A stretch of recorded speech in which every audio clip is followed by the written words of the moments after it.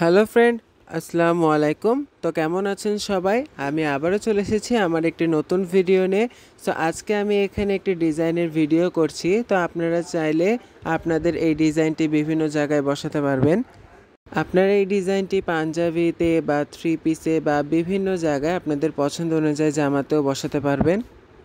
So guys, প্রথমে আমি কিছু ডিজাইন আঁকিয়ে নিয়েছি এবং তার পরের লাইনে আমি ত্রিভুজ শেপের ডিজাইনগুলো করে নিচ্ছি এবং ভেতরের যেই ত্রিভুজটি থাকবে সেটা আমি কভার করে নেব।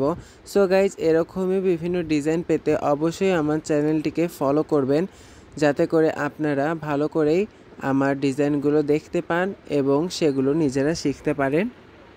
আর আপনারা আমার চ্যানেলে যেরকম ভিডিও দেখতে চান অবশ্যই সেটাও কমেন্টের মাধ্যমে জানাবেন। আমি করার চেষ্টা করব বা সেটা ট্রাই করব।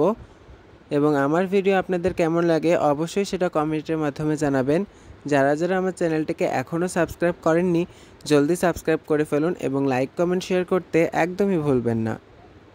সো গাইজ, এখানে আমার দুইটি লাইন ডিজাইন করা কমপ্লিট। এখন আমি 3 নাম্বার লাইনটি করছি। তো আমি 3 নাম্বার লাইনটা দুপাশে সমান রেখে করব। এজন্য আমি মাঝখানে পাতা আঁকিয়ে নিয়েছি এবং শেষে কিছু ডিজাইন করেছি।